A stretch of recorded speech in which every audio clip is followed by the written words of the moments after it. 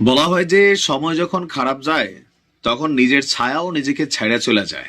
সাদা কাপড় থেকে রং উঠতে শুরু করে অনেকটা এমন প্রেক্ষাপটে পড়ে গেছেন ডক্টর মোহাম্মদ ইউনুস। আমি আশ্চর্য হচ্ছি, হঠাৎ করে জুলাই আগস্টের মানে মাঝখানে সবকিছু যেমন আওয়ামী লীগের বিপরীতে চলে যাচ্ছিল, শেখ হাসিনা তিনি যাই করছিলেন সবকিছুই তার বিপরীতে চলে যাচ্ছিল। মানুষ দূর থেকে ভাবতেছিল তিনি কিভাবে একের পর এক ভুল সিদ্ধান্ত নিচ্ছেন। এই মুহূর্তে ডক্টর মোহাম্মদ ইউনুসের জন্য, এনসিপির জন্য আমার কাছে মনে হচ্ছে যে একের পর এক নেগেটিভিটি তৈরি হয়ে যাচ্ছে। আপনি দেখেন যে ডক্টর মোহাম্মদ ইউনুসের এই সরকারটাকে মিনিমাম লেভেলে সাপোর্টিং এর জায়গায় যে দলটা সবচেয়ে বড় ভূমিকা রাখছে সেটা হচ্ছে জামাত ইসলাম। কেউ কেউ বলে থাকেন এনসিপি তাদেরই সি টিম, মূল টিম হচ্ছে জামাত ইসলাম।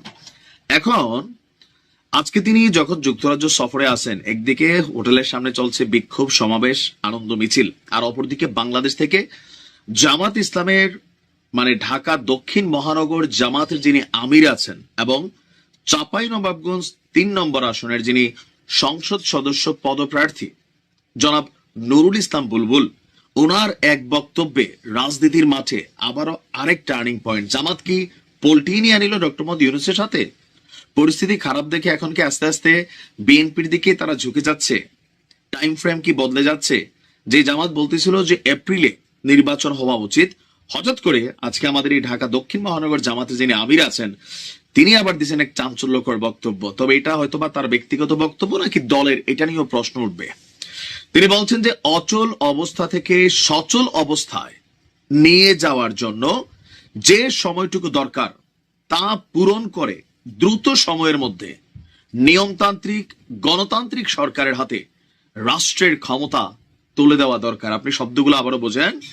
অচল অনির্বাচিত সরকারের লম্বা সময় ধরে থাকা উচিত নয়, যেটা বরাবর বিএনপি বলছে, বাংলাদেশের বিভিন্ন বাহিনীগুলো বলছে, সুশীলরা বলছেন, জনগণের বড় একটা অংশ বলছেন অনির্বাচিত সরকারের হাতে ক্ষমতা দীর্ঘস্থায়ী করা উচিত নয়।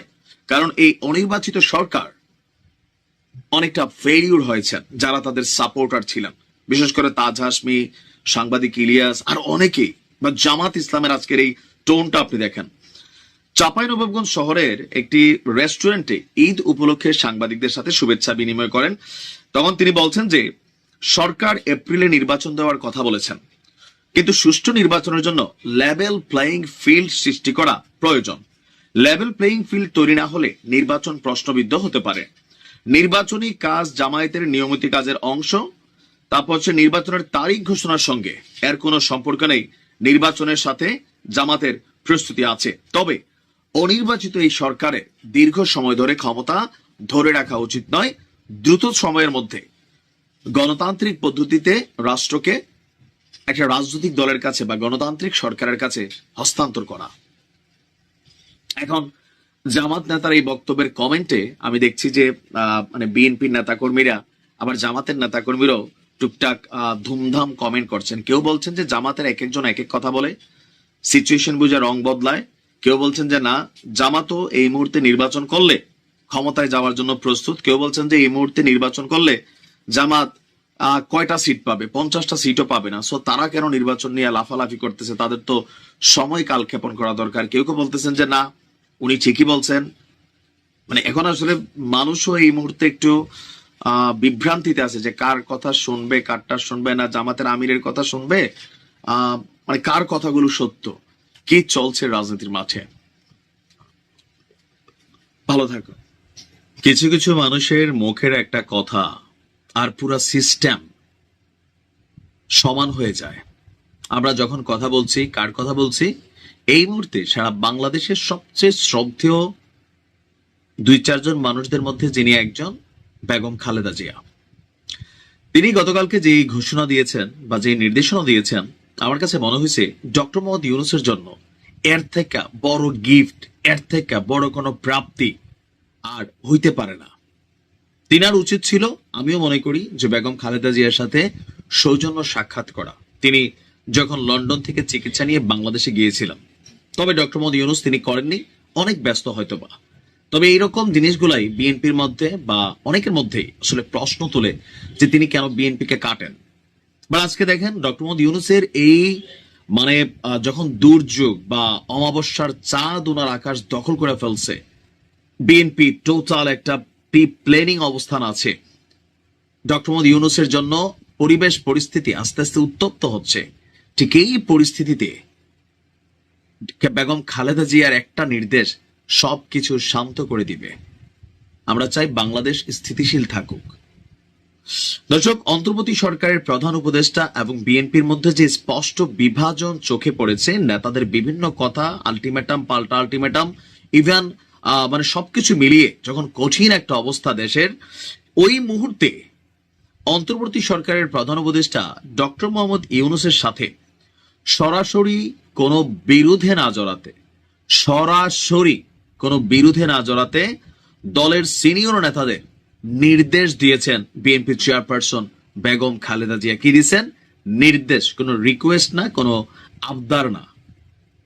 কারণ পরিস্থিতিটা এমন আকার ধারণ করে ফেলছে যে এক ধরনের সরাসরি সংঘাতের দিকে যাচ্ছে। সরাসরি মানে যে মাঠে নেমে মারামারি না, বাট বিএনপি যেভাবে প্ল্যানিং করছে এই সরকারকে চাপ দেওয়ার জন্য, যেটা ডক্টর মোহাম্মদ ইউনূস এতদিন হয়তো বুঝতে পারেন নাই অথবা বুঝলেও বুঝতে চাচ্ছেন না, যে বিএনপির সমর্থন ছাড়া কোথাও না কোথাও এই সরকার স্টেবল অবস্থানে থাকবে না। তো সেই চাপটা যখন বিএনপি প্রস্তুত করছে, বেগম খালেদা জিয়া তিনি বুঝতে পারছেন যে দেশের জন্য এটা বড় ধরনের একটা ঝামেলাকর ইস্যু হবে। নির্বাচন ইস্যুতে বিএনপিকে সম্ভাব্য সব দিক বিবেচনায় নিয়ে সামনে অগ্রসর হওয়া কথা বলেছেন। যে নির্বাচন নিয়ে এত বক্তব্য, আমরা যদি দেখি যে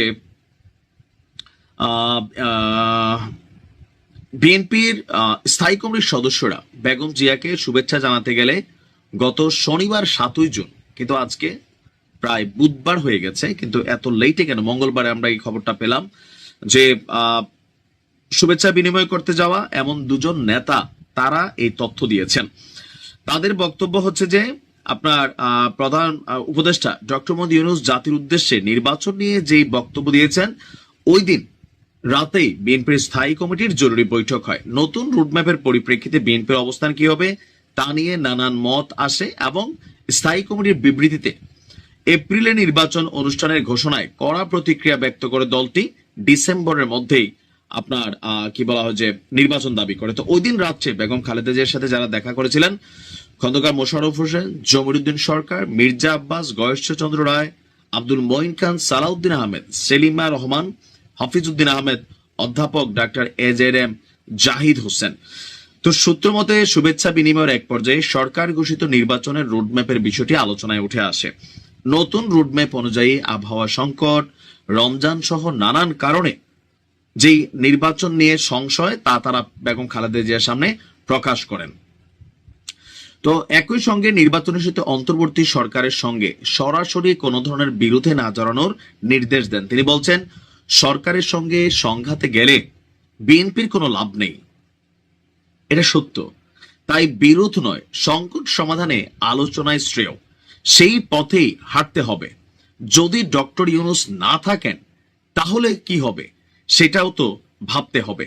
তো যুক্তির আলোকে কিভাবে নির্বাচনের রোডম্যাপ এগিয়ে নিয়ে আসা যায় সেটা নিয়ে আলোচনা করতে হবে। এতটুকুতে বুঝতে পারছেন যে এর পরের ধাপটার কাজটা হচ্ছে জনাব তারেক রহমানের কাছে, যেটা আগামী 13ই জুন জনাব তারেক রহমান এবং ডক্টর মোহাম্মদ ইউনূসের মধ্যে ঐতিহাসিক বৈঠক হতে যাচ্ছে।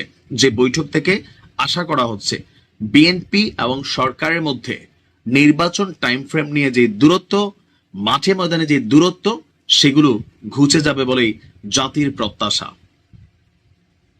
এখন বেগম খালেদা জিয়ার এই নির্দেশনাটা সামনে আসার পর অনেক কিছুই এখন পজিটিভ হয়ে যাবে, তারা চুপ হয়ে যাবেন। এর পাশাপাশি সবাই অপেক্ষা করবে 13ই জুন পর্যন্ত কি ঘটে। আমরাও চাই ভালো কিছু ঘটুক, দেশ স্থিতিশীল থাকুক। ভালো থাকুন।